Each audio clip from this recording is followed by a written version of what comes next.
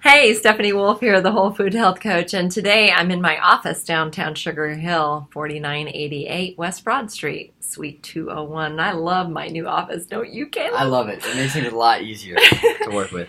Definitely. I do my classes here, and I also see clients here, and I've got privacy, and I've got a nice big space with a huge whiteboard and my multimedia with TV. Here you can sort of see my big screen TV and my whiteboard. It's great for all kinds of things. But today I'm here with Caleb. Caleb is my assistant. He is my technical advisor, and we're going to be doing some things on media, so I'm excited to have him with me today. He's going to be interviewing me on a few things that maybe some teenagers and young people might have questions about. Of course. We're kind of in the holiday preparation time. We absolutely are. 2 weeks. Yeah. So the big Christmas. You got a lot of classes and tests Finals and all all that stuff you're getting ready for before the break.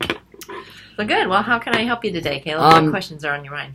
I have some good questions today. One being, I want to know, because obviously there's themed food that you eat a lot on holidays, Thanksgiving in this case, Christmas. So I was going to ask you, so what are some of the popular Christmas foods, and where would you categorize them on a good, bad scale?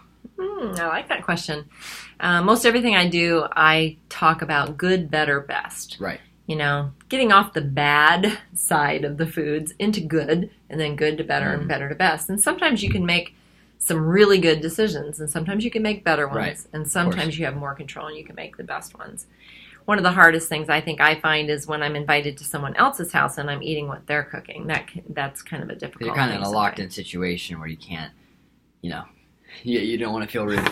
That's right. By not eating any of their food. It's like, sorry, I don't eat any of that. Yeah. So yeah, I have to kind of make better decisions along those lines. But right. To answer your question more specifically, I think that most of the casserole type dishes are the ones that I tend to want to stay away from, because usually the sauces and all of the different kind of components that go into making a casserole, obviously what makes it taste good, but definitely I try to stick with the whole food, thus the name Whole Food Health Coach. But I try to stick with the whole food, so I'll stay with the protein, the turkey, and the vegetables that are there, whether in salad or in other formats. So, and stay away from like maybe the mashed potatoes or the potato cobbler, potato casseroles and things like that. Yeah, I'll have some. I just won't have a huge heaping helping of it. So.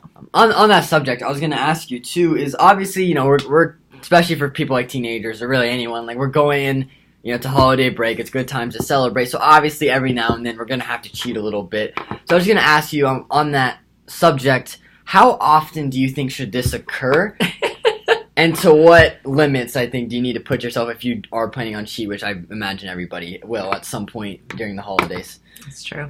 I try to help my clients not think of it as cheating. Just think of it as making decisions. Yes, there's certain decisions that you have to make based on, just enjoying life. Right. It's not necessarily depriving yourself of all kinds of really great tasting things. I personally don't think of it as cheating if I am making good decisions based on what I want to do with my eating. I know that for me, nutrition is very important. So every choice I make, I look at it more as fuel. So I don't necessarily have the same cravings as some people just because I've retrained myself to think of things, the things that I look forward to, like a fresh apple. Truthfully, I do. I mean, I think about my Honeycrisp apples that are at home and can't wait to get my hands on one of them. But a lot of people, it might be apple pie. And that's always good too. Papa makes apple pie. And one of the best things that you can do is make things from scratch. Don't buy them from the store, because then you can enjoy the apple pie, or the caramel apple pie that Papa makes is fantastic. But I know all the ingredients he puts in it, and I know it's real apples that he peels and slices so you can and kind of puts in. moderate and substitute certain ingredients to make it more, better than it would be bought at a store. True. And it's not going to have the preservatives. It's not going to have high fructose corn syrup or the artificial colors and flavorings that are typically in store-bought foods or prepackaged foods, let's say. What mindset do you think that you should have in your head? Obviously, you mentioned that you need to live a little, obviously, and it's not necessarily cheating, but just something that should happen rarely. So what kind of mindset do you think you should going into the holiday break to kind of balance the, living a little and at the same time staying healthy? I like that. So I think the mindset is moderation. Okay. Just really balancing out, some of the good things that you can do all day long and preparing, because sometimes if you're going to be going to dinner at somebody's house and you know that they're going to have fried something or all kinds of sweets, then maybe during the day, eat moderately throughout the day. The worst thing that you can do is not eat all day and then show up at dinner and gorge, because that is really the worst thing you can do for insulin. No matter who the person is or their age or how healthy or unhealthy they are, that's the worst thing that we can do for our insulin, because our body really has a lot of work to do when we overeat at meals. So the worst thing you can do is go in hungry, first of all, because you're going to make very bad decisions. Of course. So you're not going to have that mindset that we're talking about, moderation. Right. If you go in hungry, you're going to make some bad decisions. But if you really kind of eat moderately throughout the day, eat some great veggies and fruits, and then you go in and just enjoy yourself in a moderate way and just keep things in balance. Because remember that whatever you do that day, the next day you may end up paying for it. Yeah, all the time.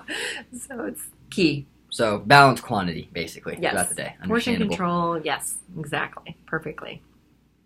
So, okay. So I'm a teenager. I'm in high school. I'm going into holiday break. So what are some of the things that I could do during that time to make the most of the time that I have off? Obviously, not having school is big. That's a lot of time. That's, you have to yourself. So what are some things you think I could do to progress as a, being? That's great. And the healthy aspect of it. I think having that break is really good, because I think no matter how hard you work, whether it's school or, your careers, having a break is really important. It's good mental strategy for R&R. It's really good to take a step back and just kind of appreciate what you've learned already and get ready for the next part of the learning process. So I like that from an emotional standpoint. The other thing is, I'm a big reader. I know a lot of people, with school and everything, you have to read for school. So maybe reading along the lines of some things that are more focused on the future and focused on success, I think would be one of the other ways I would feed my brain. Also, you're going to have a lot of time on your hands. So what do you do with that time? Yeah. And you don't want to spend it reading. I'm not saying, oh, great, reading. That's really brilliant. You definitely want to keep it realistic here. But I was thinking more for entertainment or something you enjoy rather than, education. But I think getting out and about is really key. Always. Movement, getting fresh air, for you, I know playing basketball. I'm here in Sugar Hill, so they've got the new ice rink across the street from me. There you go. And I can't wait to go to Sporting Goods store and buy myself a pair of ice skates, as I just haven't had the time to go. And because I can grab my ice skates and walk right across the street and skate during my lunch hour. So, get out and take a walk or play basketball or, all the activities, I guess, that you can do. Don't sit around and play video games and be on YouTube unless you're watching this. So, yeah, I have my I'm on the nice list button on too, by the way. I just wanted to point that out. Santa gave that to me. One last question I have. This is definitely going for me personally. I'm sure I could help many of them out too. Something I notice a lot of times, during summer vacation or breaks like these, is that you have so much time on your hands during the day, obviously, and in any case. So, what are some things that you could do? Because sometimes I feel like people often just don't think about what they're eating, and sometimes don't even remember what they're eating or not keeping track of what they're eating. So, what is maybe a method? Obviously, writing it down or something could help. But what do you have any methods that could help you just to kind of remember? Keep everything in straight. Sure. I have several little forms that, obviously my clients fill out, but an easy thing to do is just to focus on the 5 rules, basically. I always say, drinking as much water as you possibly can is obviously key, and I point that out a lot. We're in cold and flu season right now, so you really need to wash your hands a lot.